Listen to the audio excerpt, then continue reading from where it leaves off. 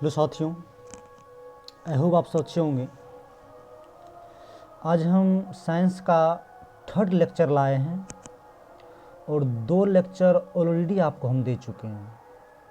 तो आप लोग इसको पढ़ने से पहले उस 2 लेक्चर को देख लीजिए तो ज़्यादा अच्छा होगा, तब को ये सारे बातें ज़्यादा समझ में आएगी। बात समझ में सब आदमी? तो ध्यान दीजिए, अपना लोग ने विज्ञान को 2 पार्ट्स में तोड़े थे। एक का नाम था भौतिक विज्ञान, फिजिकल साइंस, और एक का नाम था प्राकृतिक विज्ञान, नेचुरल साइंस। तो हम लोग ने सेकेंड लेक्चर में भौतिक विज्ञान, फिजिकल साइंस के बारे में डिटेल से डिस्कस किए थे और उसके 2 पार्ट्स थे, फिजिक्स और केमिस्ट्री। उसके बारे में मैंने आपको अच्छा से बता दिया। आज अपना लोग प्राकृतिक विज्ञान, नेचुरल साइंस का जितना भी कॉन्सेप्ट होंगे सबको देखेंगे और अच्छा से इसका एक्सप्लेनेशन करेंगे। तो चलिए शुरू करते हैं। तो प्राकृतिक विज्ञान है, हमने लिखे हैं, जो विज्ञान की वैसी शाखा जिसमें हम लोग सजीव प्राकृतिक वस्तु। अमन माता को सर सजीव प्राकृतिक वस्तु क्या है? तो सजीव प्राकृतिक वस्तु से तात्पर्य उस वस्तु से जो प्रकृति में रहते हैं। जैसे में आप देख लीजिए, गाय, बकरी, कुत्ता, आदमी, बैल, बहुत सारे जीव जंतु इस प्रकृति में रहते हैं। तो उसी को हम सजीव प्राकृतिक वस्तु कहते हैं। और सजीव में ऑटोमेटिक आप जानते हैं किडनी होते हैं, लीवर होते हैं, हार्ट होते हैं, फेफड़ा होते हैं, बहुत सारे ऑर्गेन होते हैं। उसका डिस्कस हम जब प्रकरण जब पढ़ेंगे तो वहाँ तो अच्छा से करेंगे। फिलहाल इसको समझते हैं। जो विज्ञान की वैसी शाखा जिसमें हम लोग सजीव प्राकृतिक वस्तुओं के बारे में अध्ययन करते हैं, उसे हम प्राकृतिक विज्ञान कहते हैं। और बताए थे प्राकृतिक विज्ञान को ही अपना लोग बायोलॉजी के नाम से भी जानते हैं, इसको जीव विज्ञान भी कहते हैं। तो इसको थोड़ा हम अलग से इसमें बताते हैं, सब ध्यान से समझिएगा। चलिए देखिए, बायोलॉजी 2 ग्रीक शब्द से बने हैं। हमने क्या कर लिया, बायोस प्लस लोगोस, या इसको लोगस भी पढ़ सकते हो। बायो और लोगस 2 शब्द के से मिलकर बना है। मतलब बायोलॉजी अंग्रेजी भाषा के शब्द जो बायोलॉजी है, इसका उद्गम ग्रीक भाषा के 2 शब्द से हुआ। एक का है बायोज, एक का है लोगस। तो बायोज का अर्थ लाइफ होता है और लाइफ को जीवन कहते हैं, और लोगस या लुगोज बराबर स्टडी होता है। इसका तात्पर्य मतलब इसका हिंदी क्या होते हैं, अध्ययन होते हैं। तो एक लाइन में तो आप समझ गए, जो जीवन का अध्ययन ही बायोलॉजी होते हैं। चाहे उस आप जिस जीवन के बारे में पढ़ें, एक पौधा के लाइफ के बारे में पढ़िए, एक इंसान के लाइफ के बारे में पढ़िए, आखिर जीवन तो दोनों है। बात समझ रहे सब आदमी? और जीवन पर आगे पढ़ेंगे अपना लोग। अब ध्यान दीजिए, उसी चीज़ का हम थोड़ा सा डिटेल में एक्सप्लेनेशन कर दिए हैं, सब आदमी ध्यान से देखेंगे। अंग्रेजी भाषा के शब्द बायोलॉजी का उद्गम ग्रीक भाषा के 2 शब्दों बायोज और लुगोज के मेल से हुआ है। बायोज का अर्थ होता है लाइफ एवं लुगोज का अर्थ होता है स्टडी, अर्थात जीवन का अध्ययन, स्टडी ऑफ लाइफ ही जीव विज्ञान कहलाता है। बात समझ में? सब आदमी इसको पोज कर अच्छा से लिख लेंगे। चलिए इसके अच्छा से हम डिफिनेशन आपको बायोलॉजी का देते हैं, ध्यान दीजिए। इसका डिफिनेशन जो है, जो विज्ञान की वैसी शाखा जिसमें हम लोग पौधे एवं जंतुओं का अध्ययन एक साथ करते हैं, उसे जीव विज्ञान कहते हैं। तो सीधी सी बात है, तो जीव विज्ञान अपना लोग जीव का अध्ययन करते हैं। और जीव 2 प्रकार के होते हैं। एक हम जो पौधे होते हैं जो अपने जगह पर स्थित रहते हैं, और एक जीव ऐसे होते हैं जो चलते फिरते रहते हैं। तो उसी में हम लिखे हैं पौधे एवं जंतु का अध्ययन एक साथ करते हैं तो उसे क्या कहते हैं? जीव विज्ञान कहते हैं। बात समझ गए होंगे। और एक पॉइंट्स हम यहाँ दे रहे हैं जो बहुत सारे कंपटीशन में भी आपको हेल्प करेंगे और यहाँ से क्वेश्चन भी आते हैं।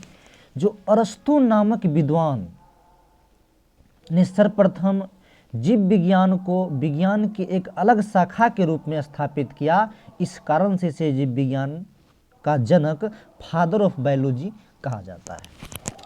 जैसे यहाँ पर ध्यान से देखेंगे सब आदमी, जो जीव विज्ञान के पिता अरस्तु को कहते हैं, लेकिन अरस्तु को ही क्यों कहते हैं? आखिर और सब तो होंगे बायोलॉजी में साइंटिस्ट, उसी को हम क्यों इसका पिता बना दिए? अरस्तु को ही क्यों बनाए? तो रीजन है। क्या रीजन है? अरस्तु नाम के जो विद्वान थे उस सबसे पहले जीव विज्ञान को क्या किए थे? विज्ञान के एक अलग शाखा के रूप में अलग किए, स्थापित किए थे।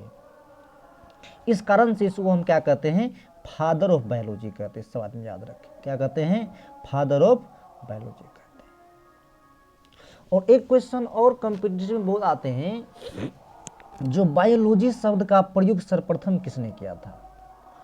तो सब आदमी ध्यान से समझेंगे।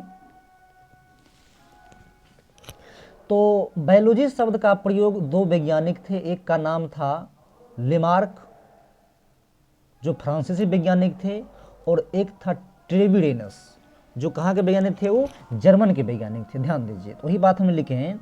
जो बायोलॉजी शब्द का प्रयोग सर्वप्रथम फ्रांसीसी वैज्ञानिक लेमार्क तथा जर्मन वैज्ञानिक ट्रेविडेनस ने 1801 या 1802 ईस्वी में किया था। अब कहेगा सर हम 1801 को याद रखें कि 1802 रखें?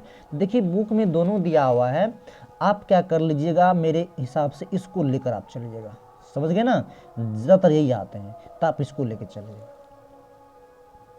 तो सारा बात आप लोग समझ गए। इसमें आप लोग वीडियो को पॉज करके रोक रोक के पूरा सेंटेंस को नोट कर लीजिएगा। आगे की लेक्चर इसमें हम आगे आपको बताते हैं।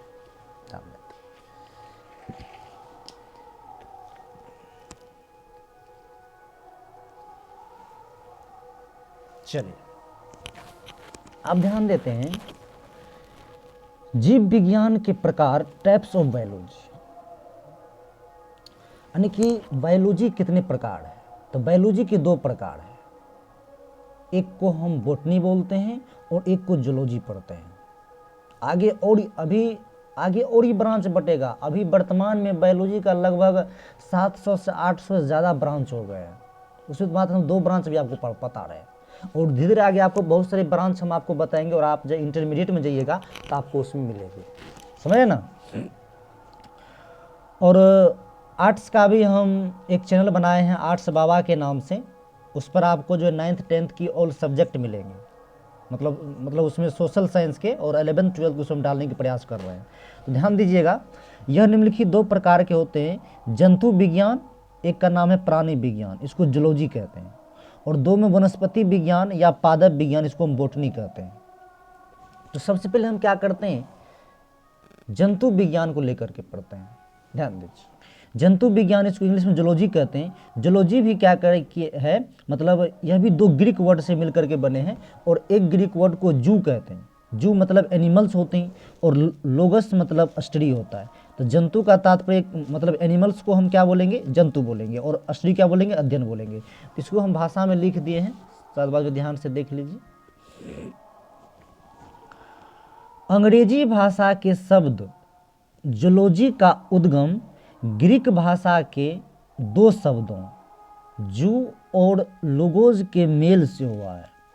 जू का अर्थ होता है एनिमल्स तथा लोगोस का अर्थ होता है स्टडी, अर्थात जंतु का अध्ययन, स्टडी ऑफ एनिमल ही जंतु विज्ञान कहलाते हैं। आशा रखते हैं आप लोग अच्छे से समझ गए होंगे। चलिए इसका भी एक डिफिनेशन हम दिए हैं, सब आदमी इसको भी अच्छा से याद कर लेंगे। देखिए नाम ही है जंतु का अध्ययन करेंगे, तो वही बात हम दिए हैं, जो जीव विज्ञान की वैसी शाखा जिसमें हम लोग समस्त जंतुओं के बारे में अध्ययन करते हैं, उसे हम जंतु विज्ञान कहते हैं। समझ में सब आदमी? अब ध्यान दीजिए, अब जंतु विज्ञान के कौन पिता होंगे? तो आप याद रखिएगा, अरस्तु जीव विज्ञान के भी पिता हैं और जंतु विज्ञान के भी हैं। देखिए बहुत सारे बच्चे के मन में यह भी प्रश्न आते हैं, जो सर आप पिता तो बताते हैं और माता क्यों नहीं बताते हैं। तो आप ही बताइए, ये बायोलॉजी क्या सजीव चीज़ है जो कोई आदमी इसको पैदा करेगा? जी ऐसा नहीं है। इसमें अरस्तु साहब के बहुत बड़े योगदान होंगे, इसीलिए इसको पिता बना दिए गए। इसके माता नहीं है, माता उसी कारण होगा इसका जन्म होगा। तो बायोलॉजी क्या कोई इसको बायोलॉजी कोई पैदा किया है? जी नहीं। बात समझ गए? बहुत सारे बच्चे मन में प्रश्न आते से मैंने बोल दिया, कि ध्यान देते हैं। तो सबसे पहले हम ये समझते हैं,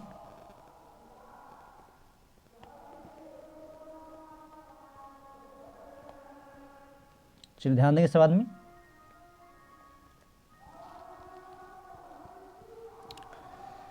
नोट में हम लिख दिए हैं, यूनानी दार्शनिक, मतलब अरस्तु एक दार्शनिक भी थे। यूनानी दार्शनिक अरस्तु, इंग्लिश में अरिस्टोटल कहते हैं।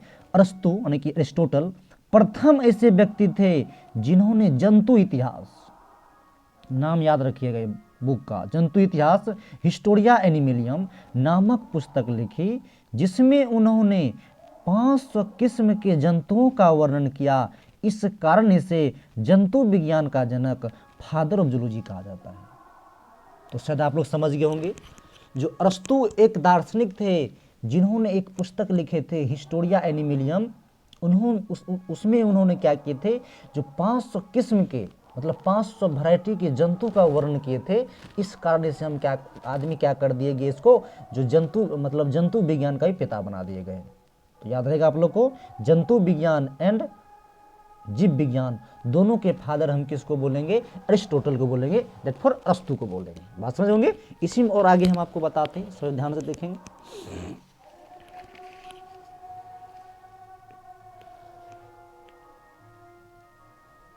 चलिए, सेकेंड मतलब जीव विज्ञान के दो पार्ट्स थे, जंतु विज्ञान और वनस्पति विज्ञान। जंतु विज्ञान आपको अच्छा समझा दिया। अब चलिए वनस्पति विज्ञान पे। चलिए वनस्पति में भी देखिए, वनस्पति में इसमें बोटनी कहते हैं। जी हाँ, क्या कहते हैं? इसको बोटनी कहते हैं। अब देखिए, बोटनी भी एक ग्रीक शब्द बास्किन से आया है। किससे है? बास्किन। और बास्किन का अर्थ चरना होता है। चरना को ग्रेजिंग पढ़ते हैं, ग्रेजिंग। देखिए चरना का यहाँ अर्थ यह है, जो भी जीव जंतु घास खाने वाले जीव जंतु है, उसी के बारे में मछली हम इसमें करेंगे। इसीलिए चरना का मतलब होता है वही जो पशु घास चरते हैं ना, चरना कहते हैं ना, ग्रेजिंग, उसी को कहते हैं। बात समझ गए? तो बोटनी एक ग्रीक शब्द बास्किन से आए हैं, और बास्किन का अर्थ चरना होता है, ग्रेजिंग होते हैं। तो उसी को हमने शब्द में लिखे हैं, ध्यान दिए शब्द में। जो अंग्रेजी भाषा के शब्द बोटनी का उद्गम ग्रीक भाषा के शब्द बास्किन से हुआ है, जिसका अर्थ क्या होता है? चरना होता है, यानी ग्रेजिंग होता है। बात समझ गए होंगे? चलिए, अब इसका एक अच्छा सा डिफिनेशन आप लोग को देते हैं, याद कर लेंगे। डिफिनेशन है, जो जीव विज्ञान की वैसी शाखा जिसमें हम लोग समस्त पौधों के बारे में अध्ययन करेंगे। जी हाँ, समस्त पौधा, जितना भी पौधा संसार में है, सब पौधा के बारे में अध्ययन करेंगे, तो उसे हम क्या बोलेंगे? वनस्पति विज्ञान बोलेंगे। ये कहते हैं, समझ गए? अब वनस्पति विज्ञान के पिता कौन होंगे? तो वनस्पति विज्ञान के पिता थियोफ्रेस्टस को कहते हैं। किसको कहते हैं? थियोफ्रेस्टस, नाम याद रखिएगा, थियोफ्रेस्टस को कहते हैं। और थियोफ्रेस्टस ने भी क्या किए थे? हिस्टोरिया प्लांटिमम नाम की एक पुस्तक लिखे थे, और उस पुस्तक में उन्होंने 500 किस्म के पौधा का वर्णन किया था।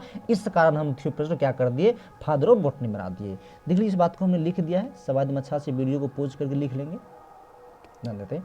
तो थियोफ्रेस्टस नामक वनस्पति शास्त्री ने अपनी पुस्तक हिस्टोरिया प्लांटिनियम में 500 किस्म के पौधे का वर्णन किया, इसलिए इसे वनस्पति विज्ञान का जनक, फादर ऑफ बॉटनी कहा जाता है।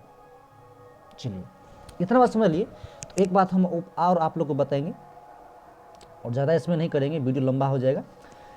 चलिए, नोट है।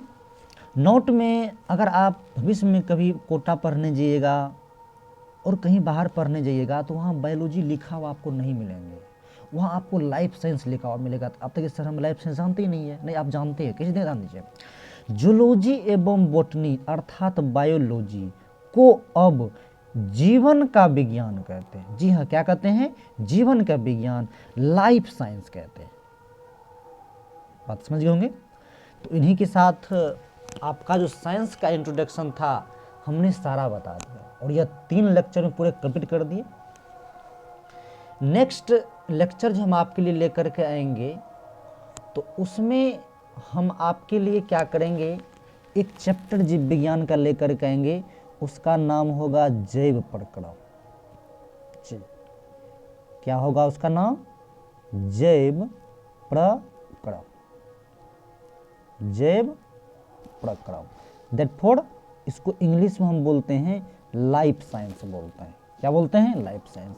इसका हम एक्सप्लेनेशन आपको बहुत ही अच्छा से देंगे। एनसीईआरटी बुक अपना लोग का बेस रहेगा और प्राइवेट बुक का जितना भी क्वेश्चन आंसर होंगे वो भी अपना लोग देखेंगे।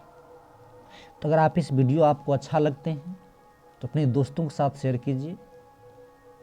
जहाँ भी कोई त्रुटि है तो आप हमको कमेंट में बताइए, उसको हम सुधारने का प्रयास करेंगे और आप लोग को भी जो बेटर लगे वो शेयर कीजिए। समझ गए समझ बात को? तो इन्हीं चंद लम्हे के साथ हम इस वीडियो को यहीं स्टॉप करते हैं। ओके, धन्यवाद।